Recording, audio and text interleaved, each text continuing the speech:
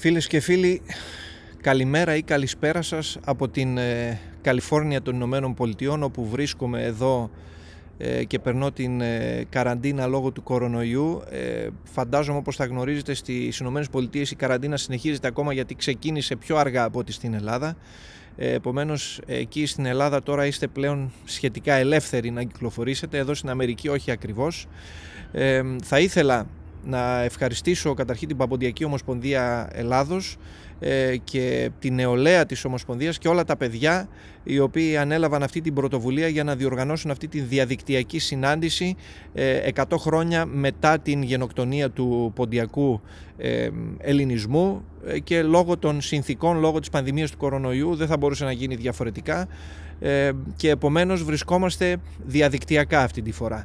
Θέλω και πάλι να ευχαριστήσω την Παμποντιακή Ομοσπονδία. Το θέμα για το οποίο θα μιλήσω εγώ σήμερα έχει ως τίτλο «Γενοκτονία και ελληνική πολιτισμική κληρονομιά στον Πόντο». Είναι ένα θέμα το οποίο έχω μελετήσει και συνεχίζω να μελετώ και στο πλαίσιο της έρευνάς μου στον σημερινό Πόντο, και θεωρώ ότι είναι ένα εξαιρετικά επίκαιρο θέμα για πολλούς και διάφορους λόγους, γιατί το θέμα της πολιτιστικής κληρονομιάς έχει και ιδιαίτερες ιδεολογικές και πολιτικές συνέπειες, και θα ήθελα να σας ενημερώσω για μια πρόσφατη συζήτηση η οποία αναπτύχθηκε στα social media και έχει να κάνει με την οικειοποίηση αυτής της ελληνικής πολιτισμικής κληρονομιάς από την πλευρά της τουρκικής κυβέρνησης. Κυκλοφόρησε ένας χάρτης στο διαδίκτυο της Ευρώπης και άλλων χωρών της Ανατολικής Μεσογείου, όπου πάνω σε κάθε χώρα αναγράφεται το όνομα μίας προσωπικότητας για την οποία αυτή η χώρα είναι διεθνώς γνωστή.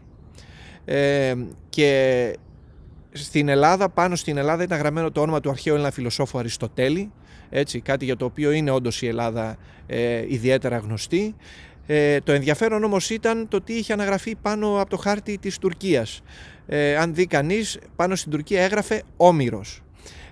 Επομένως, και αυτό είναι γνωστό εδώ και δεκαετίες, ότι έχει υπάρξει προσπάθεια από διάφορες τουρκικές κυβερνήσεις να οικειοποιηθούν και να αλλοιώσουν, να περιγράψουν με διαφορετικούς τρόπους την αρχαία ελληνική κληρονομιά ευρύτερα του μικρασιατικού χώρου. Όπως ξέρουμε, ο Όμηρος γεννήθηκε στη Μικρά Ασία, και έχει ενδιαφέρον να σας αναφέρω ότι πριν από 30 περίπου χρόνια, όταν στην εξουσία στην Τουρκία βρισκόταν ο Τουργκούτ Οζάλ, προερχόμενος από το χώρο της τουρκικής δεξιάς και του πολιτικού Ισλάμ, είχε γράψει και ένα βιβλίο σχετικά με τον πολιτισμό της Ανατολίας, μέσα στο οποίο ανέφερε και τον ίδιο τον Όμηρο, τον οποίο βέβαια δεν χαρακτήριζε ως αρχαίο Έλληνα, αλλά τον χαρακτήριζε ως αρχαίο Ανατόλιαν, Ancient Anatolian, δηλαδή ως έναν φιλόσοφο της γεωγραφικής περιοχής που λέγεται Ανατολία.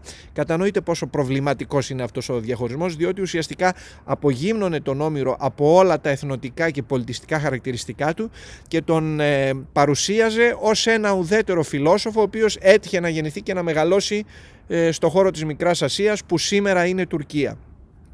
Επομένως, η οικειοποίηση αυτής της πολιτιστικής κληρονομιάς, και όχι μόνο της ελληνικής αλλά και της κουρδικής και άλλων κληρονομιών αυτής της περιοχής, είναι μια σταθερή πολιτική της τουρκικής κυβέρνησης, και βέβαια είναι μια πολιτική η οποία συνδέεται και με τα γεγονότα, με το έγκλημα της γενοκτονίας στις αρχές του 20ου αιώνα. Γι' αυτό λοιπόν και επέλεξα σήμερα να μιλήσω για το θέμα της γενοκτονίας και τη σχέση του με την ελληνική πολιτιστική κληρονομιά στο σημερινό Πόντο. Γνωρίζουμε βέβαια για τη γενοκτονία αρκετά πράγματα, ήδη διάφοροι ιστορικοί έχουν κάνει σημαντικές μελέτες, βέβαια η γνώση αυτή συνεχίζει να αυξάνει. Δεν γνωρίζουμε όμως τι συνέβη μετά το 1923 στην περιοχή η οποία ονομάστηκε Τουρκία, και ιδιαίτερα στα στις βορειοανατολικές επαρχίες της, δηλαδή στην περιοχή του Πόντου. Τι συνέβη με όλη αυτή την πολιτιστική κληρονομιά την οποία άφησαν οι προγονείς μας σε αυτά τα μέρη? Η γλώσσα, η ποντιακή διάλεκτος, η οποία συνέχισε να ομιλείται από τους απογόνους των εξισλαμιστέντων Ελλήνων της περιοχής. Η ποντιακή διάλεκτος, η ρωμαϊκά όπως το ονομάζουν. Τι συνέβη με την γλώσσα λοιπόν, τι συνέβη με τη μουσική, τι συνέβη με την αρχιτεκτονική? Θα έχετε δει φωτογραφίες, ο Πόντος είναι διάσπαρτος με ελληνικά χριστιανικά μνημεία, μοναστήρια, εκκλησίες, ιδιωτικές κατοικίες με υπέροχη νεοκλασική αρχιτεκτονική.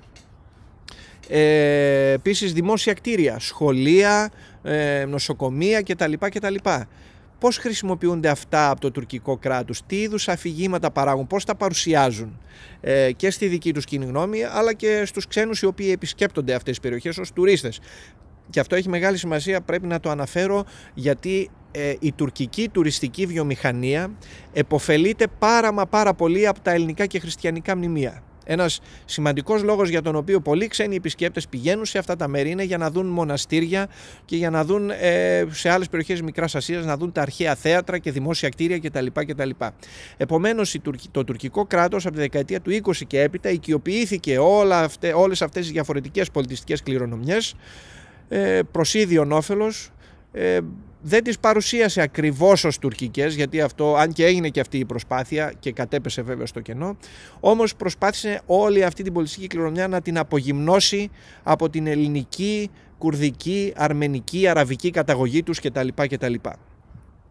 Επομένως, σήμερα έχει ιδιαίτερο ενδιαφέρον να μιλήσουμε για αυτή την πολιτιστική κληρονομιά, γιατί ακριβώς θεωρώ ότι η οικειοποίησή της από το τουρκικό κράτος είναι η συνέχεια και το τελικό στάδιο της γενοκτονίας, αφού το τουρκικό κράτος, οι νεότουρκοι εξόντωσαν τον ελληνικό χριστιανικό πληθυσμό της περιοχής και όσοι επιβίωσαν ήρθαν στην Ελλάδα ως πρόσφυγες στη Ρωσία και σε άλλα μέρη. Όσοι απέμειναν πίσω στον Πόντο εξισλαμίστηκαν και έζησαν εκεί συνεχίζοντας να μιλούν την ποντιακή διάλεκτο. Το επόμενο βήμα που έπρεπε να κάνει το τουρκικό κράτος ήταν να εξαφανίσει τα ίχνη της ελληνικής πολιτιστικής παρουσίας από τον Πόντο. Και πώς γίνεται αυτό? Γίνεται μέσα με διάφορους τρόπους, μέσα από την εκπαίδευση, μέσα από εκδηλώσεις, μέσα από προπαγάνδα κτλ. Σήμερα θα σας μιλήσω ιδιαίτερα για τον ρόλο που έπαιξε η μουσική σε αυτή τη διαδικασία εξαφάνισης των της ελληνικής πολιτιστικής παρουσίας στην περιοχή. Πριν όμως μιλήσω για το σήμερα, είναι απαραίτητη μια πολύ σύντομη ιστορική αναδρομή να δούμε τι συνέβη στην περιοχή του Πόντου τον 19ο αιώνα. Γνωρίζουμε ότι ένα κομμάτι του ελληνικού πληθυσμού εξισλαμίζεται, όπως γνωρίζουμε πολύ καλά από γραπτές πηγές. Και τι συμβαίνει όμως σε αυτούς τους πληθυσμούς, οι οποίοι αν και εξισλαμίστηκαν, συνέχιζαν να ομιλούν την ποντιακή διάλεκτο και πολλοί από αυτούς συνέχιζαν να ακούν και ποντιακή λύρα και να παίζουν ακόμα. Από γραπτές πηγές που έχουμε μελετήσει, αλλά και από προφορικές μαρτυρίες και σημερινών κατοίκων της περιοχής, σταδιακά υπήρξε ένας στιγματισμός της ποντιακής λύρας. Για παράδειγμα, πήγαιναν μουσουλμάνοι ιεροκήρυκες στα χωριά των ελληνόφωνων πληθυσμών και τους παρότριναν να μην ακούν ποντιακή λύρα, διότι αυτό είναι όργανο των χριστιανών απίστων, εντός εισαγωγικά, με βάση την Ισλαμική αντίληψη των πραγμάτων, ότι η λύρα είναι όργανο των χριστιανών απίστων, επομένως εσείς ως καλοί μουσουλμάνοι τώρα δεν πρέπει να ακούτε αυτό το όργανο. Και επομένως σταδιακά δημιουργήθηκε μια φοβία απέναντι στη λύρα και ένας στιγματισμός, και είναι μάλιστα πολύ χαρακτηριστικό ότι σε διάφορες κοινότητες του σημερινού Πόντου υπάρχει το εξής, το οποίο το αφηγούνται οι παλαιότεροι. Ιδιαίτερα πριν από 50-60 χρόνια έλεγαν ότι για να μάθεις να παίζεις καλή λύρα θα πρέπει να διαπράξεις τουλάχιστον 13 σοβαρές αμαρτίες. Επομένως καταλαβαίνετε, όταν το να θεωρείς ότι πρέπει να μάθεις λύρα για να μάθεις να παίζεις καλά πρέπει να γίνεις πολύ αμαρτωλός, αυτό είχε ως αποτέλεσμα πολλοί άνθρωποι να μην ασχοληθούν με αυτό το όργανο, όχι μόνο να μην μάθουν πώς παίζεται η λύρα, αλλά και να μην το ακούν, γιατί ακριβώς είχε στιγματιστεί ως κάτι το οποίο οδηγεί στην αμαρτία. Επομένως, έχουμε τον στιγματισμό της ποντιακής λύρας και μουσικής από την Ισλαμική θρησκεία, και αυτό μπορούμε να το δούμε και στο επίπεδο των αριθμών. Είχαν μείνει πολύ λίγοι λυράριδες σε διάφορες περιοχές και επίσης ακόμα πολύ λιγότεροι οργανοποιοί. Δεν είναι υπερβολή να πούμε ότι η λύρα σχεδόν κινδύνευσε με εξαφάνιση. Δεν εξαφανίστηκε, οι άνθρωποι στα χωριά συνέχιζαν να παίζουν και να ακούν, αλλά αυτό έμεινε πολύ τοπικό, εγκλωβισμένο στα χωριά και στις κοινότητές τους και στις παρέες τους κτλ. Και παρά τις θρησκευτικές πεποιθήσεις, λοιπόν, η λύρα δεν εξαφανίστηκε σε αυτές τις κοινότητες, επιβίωσε, όμως δέχτηκε και ένα άλλο χτύπημα μετά από μερικές δεκαετίες, το 1923 και έπειτα, όταν δημιουργήθηκε τουρκικό εθνικό κράτος στα εδάφη της Ανατολίας, και καθ' όλη τη διάρκεια του 20ου αιώνα είδαμε ότι η δημιουργία, η επιτέλεση και η ακρόαση μουσικής τέθηκαν υπό τον αυστηρό έλεγχο και τη διαχείριση των κρατικών αρχών. Η μουσική δηλαδή ήταν ελεγχόμενη από το κράτος στις αρχικές δεκαετίες του τουρκικού κράτους. Πολύ ελεγχόμενη. Διαδοχικές κυβερνήσεις απαγόρευσαν και κατέστηλαν την δημόσια επιτέλεση τραγουδιών με στίχους στις τοπικές γλώσσες και διαλέκτους των κατοίκων όλου του μικρασιατικού χώρου, προτρέποντάς τους να τραγουδούν μόνο στα τουρκικά. κατόπιν και κρατικού σχεδιασμού, αλλά και με την ενθάρρυνση και στεναρή υποστήριξη του ίδιου του Μουσταφά Κεμάλ, του δικτάτορα ιδρυτή της Τουρκίας, διαμορφώθηκε μια μακρόπνοη πολιτική για τη δημιουργία τουρκικής δημοτικής μουσικής, που είχε ως στόχο την αφομοίωση και ενσωμάτωση των πολλών διαφορετικών μουσουλμανικών μη τουρκικών εθνοτικών ομάδων και των μουσικών τους παραδόσεων. Επομένως, στο πλαίσιο αυτής της στρατηγικής πολιτισμικής αφομοίωσης, δημιουργήθηκαν επιτροπές οι οποίες κατέγραφαν και συνέλεγαν και κατηγοριοποιούσαν τραγούδια από όλες τις περιοχές και τις διαφορετικές γλωσσικές κοινότητες, και έτσι σταδιακά δημιουργήθηκε μια βάση δεδομένων από τραγούδια περίπου 4.000 στον αριθμό, τα οποία αποτέλεσαν την βάση για τη δημιουργία εθνικής τουρκικής δημοτικής μουσικής. Οι επιφορτισμένοι με αυτό το καθήκον ερευνητές και επιτροπές μουσικολόγων κτλ. Επεξεργάστηκαν αυτή τη βάση δεδομένων, αντικαθιστώντας τους αρχικούς στίχους των συλλεχθέντων τραγουδιών που ήταν σε άλλες γλώσσες και διαλέκτους, όπως π.χ. κουρδικά, αρμενικά, αραβικά, λαζικά, τα αντικατέστησαν με νέους στίχους στα τουρκικά.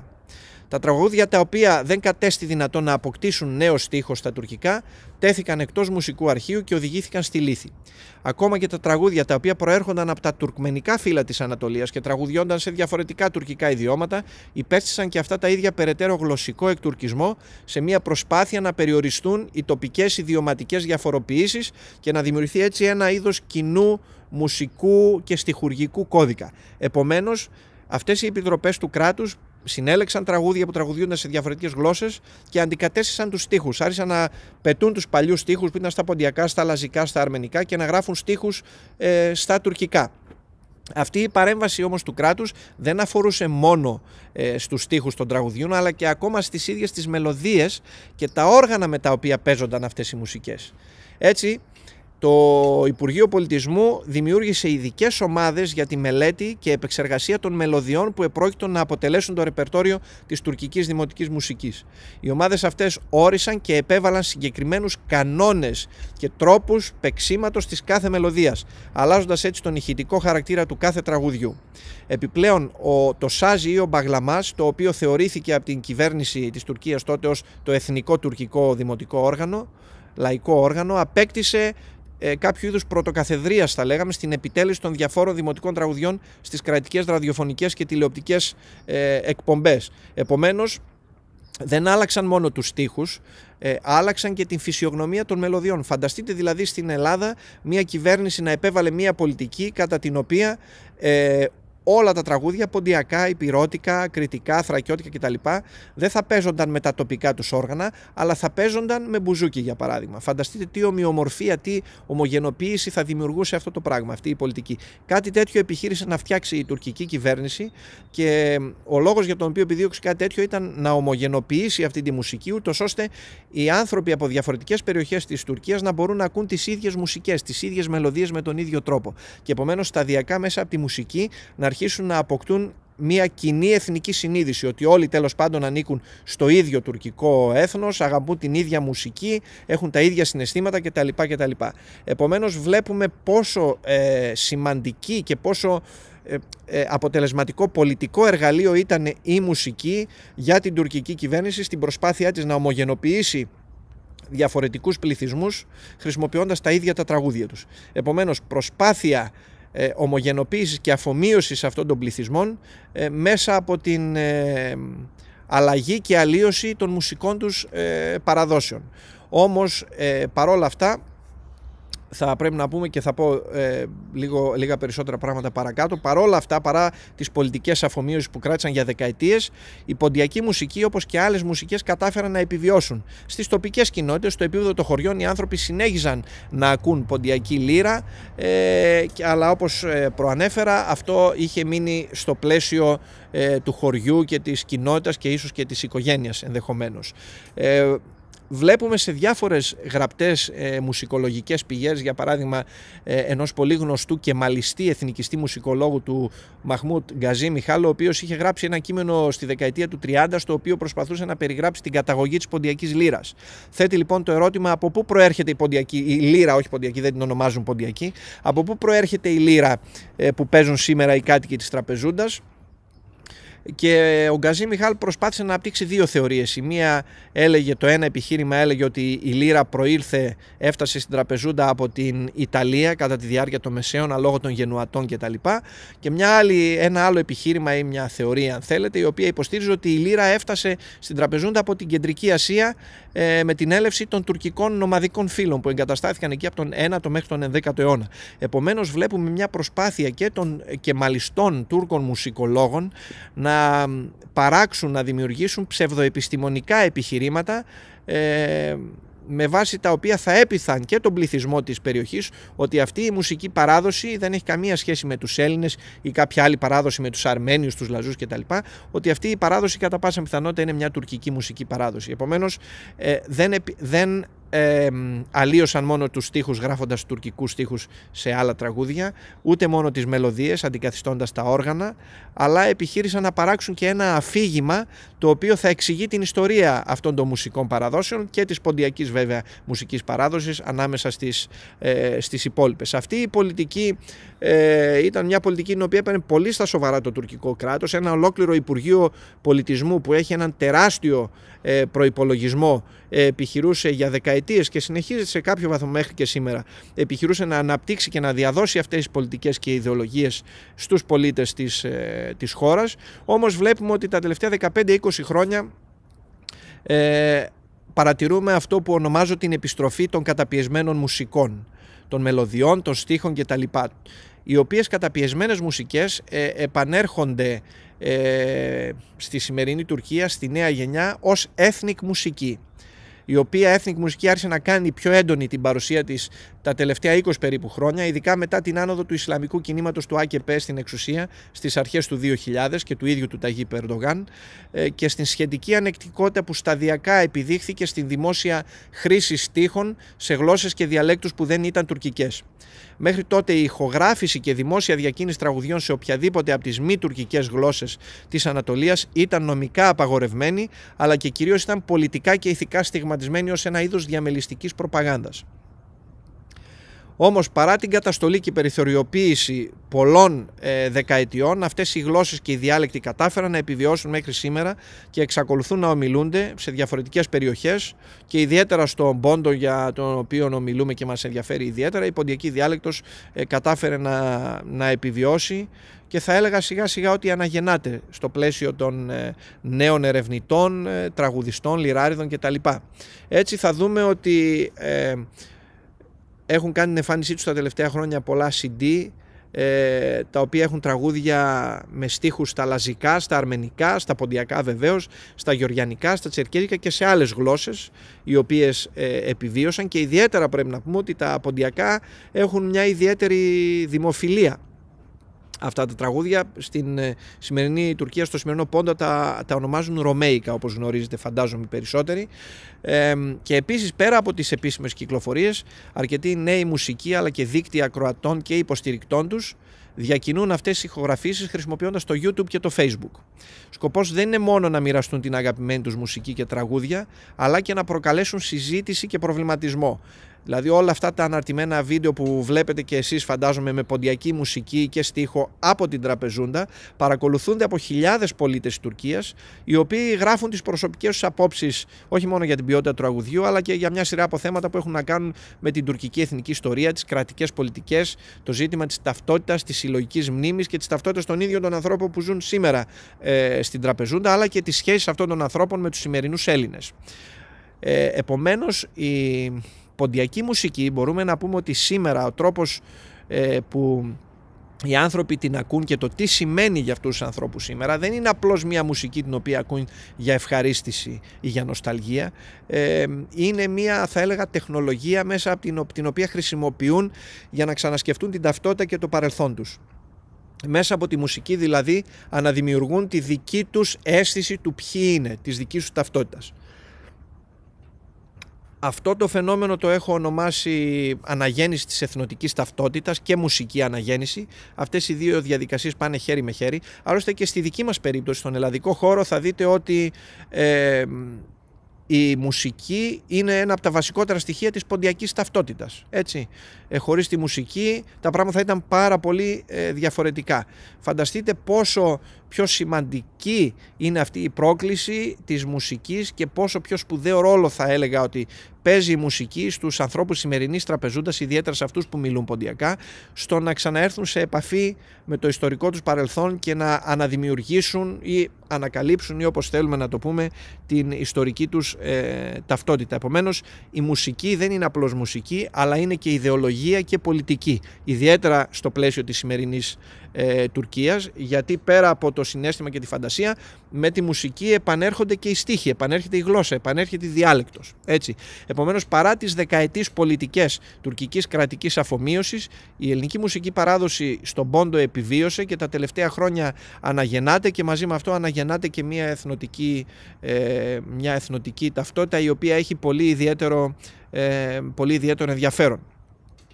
Τώρα, τελειώντας με το ιστορικό, κλείνοντας το ιστορικό κομμάτι, πολύ σύντομα τι μπορούμε εμείς να κάνουμε από εδώ και πέρα, γιατί έχει σημασία και νόημα αυτή η πολιτιστική κληρονομιά στη σημερινή Τουρκία και τι μπορούμε να κάνουμε εμείς για αυτήν και τι να κάνει και αυτή για μας στη συνέχεια. Επομένως, θα ήθελα να καταθέσω πολύ σύντομα 3-4 προτάσεις για σκέψη και για συζήτηση. Θεωρώ ότι το πρώτο πράγμα που θα πρέπει να κάνουμε με τις οργανώσεις μας, αλλά και ως άτομα, είναι να εντατικοποιήσουμε τις συνεργασίες μας με μουσικούς, με διανοουμένους και με ακτιβιστές από το σημερινό Πόντο, οι οποίοι είναι άνθρωποι δημοκρατικών πεποιθήσεων. Είναι μια μικρή ομάδα, δεν είναι πάρα πολλοί, αλλά υπάρχει μια μαγιά με την οποία μπορούμε να συνεργαστούμε και θα πρέπει να συνεχίσουμε να καλλιεργούμε και μαζί αυτή τη μουσική και αυτή την διάλεκτο. Επομένως, εντατικοποίηση, να χτίσουμε και άλλες γέφυρες και να εντατικοποιήσουμε τις συνεργασίες μας. Επίσης, το άλλο το οποίο δεν συζητούμε ιδιαίτερα είναι η τύχη των ελληνικών και χριστιανικών μνημείων στον Πόντο και οι δράσεις που θα πρέπει να αναπτύξουμε στο μέλλον για την προστασία και σωστή προβολή τους. Για παράδειγμα, η Αγία Σοφία Τραπεζούντας, φαντάζομαι θα γνωρίζετε, έχει τα τελευταία χρόνια μετατραπεί σε Ισλαμικό τέμενος και πάλι. Ενώ ήταν μουσείο, ξανά έγινε τζαμί στο οποίο οι άνθρωποι προσεύχονται. Η Παναγία Σουμελά στην Τραπεζούντα επίσης έγιναν διάφορες κατασκευαστικές και αρχιτεκτονικές παρεμβάσεις, οι οποίες αλλίωσαν σε πολύ σημαντικό βαθμό την εξωτερική φυσιογνωμία του μνημείου. Αυτά είναι ζητήματα τα οποία θα πρέπει να μας απασχολούν και πιστεύω ότι θα πρέπει να δημιουργηθεί μια ομάδα από ειδικούς, οι οποίοι θα καταγράψουν, θα μελετήσουν όλα τα υπάρχοντα μνημεία, μοναστήρια, εκκλησίες, ιδιωτικές κατοικίες όσο είναι δυνατόν. Υπάρχουν βέβαια αρχεία, έχουμε πληροφορίες, αλλά πιστεύω ότι χρειάζεται περισσότερη δουλειά να καταγραφούν και να σκεφτούμε λοιπόν τι πρέπει να κάνουμε για να προστατεύσουμε αυτά τα μνημεία, ούτως ώστε και η τουρκική κυβέρνηση να μην παραποιεί την ιστορία τους, αλλά να τα προβάλλει με τον σωστό τρόπο. Γιατί ξαναλέω ότι η τουρκική τουριστική βιομηχανία επωφελείται τα μέγιστα από τα ελληνικά μνημεία και από την μία επωφελείται και από την άλλη παραποιεί την ιστορία τους. Έτσι, την αλλοιώνει και αλλοιώνει και αυτά τα ίδια τα μνημεία. Αυτό είναι το δεύτερο. Ένα τρίτο, το οποίο θεωρώ ότι θα πρέπει να μπει στην συζήτηση, αν και ίσως είναι πρόωρο να το σκεφτόμαστε και λιγάκι ρομαντικό σε αυτή τη φάση, είναι να βάλουμε στη συζήτηση τη δημιουργία Μουσείου Ποντιακού Ελληνισμού στη σημερινή Τραπεζούντα. Αυτό για το μέλλον βέβαια, αλλά πιστεύω ότι πρέπει να αρχίσουμε να το συζητούμε με διάφορους ακτιβιστές από την περιοχή αυτή, αλλά και μεταξύ μας. Όπως για παράδειγμα εμείς στη Θεσσαλονίκη, για παράδειγμα, υπάρχει το μουσείο, το Εβραϊκό Μουσείο, μέσα από το οποίο διδασκόμαστε για την ιστορική παρουσία του εβραϊκού πληθυσμού στην πόλη της Θεσσαλονίκης, αλλά και για την τραγική ιστορία του Ολοκαυτώματος και την καταστροφή αυτής της κοινότητας. Και θα ήθελα να σας ενθαρρύνω να πάτε να επισκεφτείτε αυτό το μουσείο, γιατί θα σας εμπνεύσει πραγματικά όσοι βρίσκεστε στην Θεσσαλονίκη και μπορείτε να το επισκεφτείτε. Επομένως, να δούμε πώς μπορούμε να δημιουργήσουμε ανάλογα μουσεία στο σημερινό Πόντο, με τη συνεργασία ανθρώπων από εκεί την περιοχή, καθηγητών, ερευνητών, ανθρώπων οι οποίοι έχουν όραμα και δημοκρατικές πεποιθήσεις, και ξαναλέω, αυτό είναι κάτι πρόωρο προς το παρόν, γιατί δεν τρέφω ψευδαισθήσεις ότι αυτό θα γίνει άμεσα τα επόμενα 5 χρόνια, για παράδειγμα. Θα πρέπει να αλλάξουν πολλά στην Τουρκία για να αρχίζουν να συζητώνται αυτά τα θέματα. Όμως θεωρώ ότι πρέπει να αρχίζουμε να θέσουμε τις βάσεις και να αρχίζουμε να το συζητάμε από τώρα. Και το τελευταίο έχει να κάνει με ένα άλλο στοιχείο της πολιτιστικής μας κληρονομιάς. Ανέφερα τη μουσική, ανέφερα τα μνημεία, το Μουσείο Ποντιακού Ελληνισμού στην Τραπεζούντα. Το τελευταίο το οποίο θα ήθελα να αναφέρω είναι η διδασκαλία της ποντιακής διαλέκτου. Βεβαίως έχουν αναλυφθεί εξαιρετικές πρωτοβουλίες τα τελευταία χρόνια από καθηγητές, δασκάλους, φιλολόγους κτλ. Οι οποίοι διδάσκουν την ποντιακή διάλεκτο στο πλαίσιο του πανεπιστημίου και στα σχολεία στον ελλαδικό χώρο. Πιστεύω όμως ότι επειδή πλέον ζούμε στην ψηφιακή εποχή και λόγω και της εμπειρίας του κοροναϊού βεβαίως όλοι εξοικειωθήκαμε περισσότερο με τις ψηφιακές τεχνολογίες, θεωρώ ότι έχει έρθει η ώρα να δημιουργηθεί μια ψηφιακή πλατφόρμα για τη διδασκαλία των διαφόρων μορφών της ποντιακής διαλέκτου. Μια ψηφιακή πλατφόρμα από την οποία θα μπορούν να μαθαίνουν ποντιακά όποιοι το επιθυμούν. Είτε ζουν στην Ελλάδα, είτε ζουν στο σημερινό Πόντο, είτε ζουν στη Γερμανία, στην Αυστραλία, εδώ στην Αμερική, οπουδήποτε. Είναι κάτι εξαιρετικά σημαντικό κατά τη γνώμη μου και είναι κάτι το οποίο μπορούμε να δημιουργήσουμε σε σχετικά σύντομο χρονικό διάστημα και με πολύ πολύ μικρό κόστος. Γιατί ξαναλέω, επαναλαμβάνω ότι η ποντιακή διάλεκτος δεν ζει μόνο στον ελλαδικό χώρο, ζει και στο σημερινό Πόντο, στη σημερινή Τραπεζούντα. Χιλιάδες νέοι οι οποίοι είτε μιλούν οι ίδιοι ποντιακά είτε οι πρόγονοί τους μιλούσαν ποντιακά και αυτό το βλέπουμε και στην ποντιακή μουσική σήμερα όπως εξελίσσεται στην ιστορική Τραπεζούντα, όπου έχουμε από τη μια μεριά καλλιτέχνες οι οποίοι τραγουδούν στα ποντιακά και έχουν την ποντιακή διάλεκτο ως μητρική τους γλώσσα και μια ομάδα καλλιτεχνών οι οποίοι δεν γνωρίζουν ποντιακά, η μητρική τους γλώσσα είναι η τουρκική, διότι μεγάλωσαν σε ένα αστικό περιβάλλον με διαφορετικές ομάδες κτλ. Όμως μιλούσαν οι πρόγονοί τους ποντιακά και αυτό έχει μείνει στην προσωπική τους και οικογενειακή τους μνήμη. Επομένως υπάρχουν όλοι αυτοί οι άνθρωποι οι οποίοι θα ήθελαν να ξαναμάθουν σε κάποιο βαθμό τουλάχιστον την ποντιακή διάλεκτο, να έρθουν σε επαφή με αυτόν τον τεράστιο γλωσσικό πλούτο και πιστεύω ότι η δημιουργία μιας ψηφιακής πλατφόρμας για τη διδασκαλία της ποντιακής διαλέκτου θα μας ωφελούσε όλους πολλαπλώς. Θα ήθελα να σταματήσω εδώ. Σας ευχαριστώ πάρα πολύ καταρχήν για την πρόσκληση και την διαδικτυακή φιλοξενία και ελπίζω να έχουμε την ευκαιρία να τα πούμε ξανά σύντομα και από κοντά.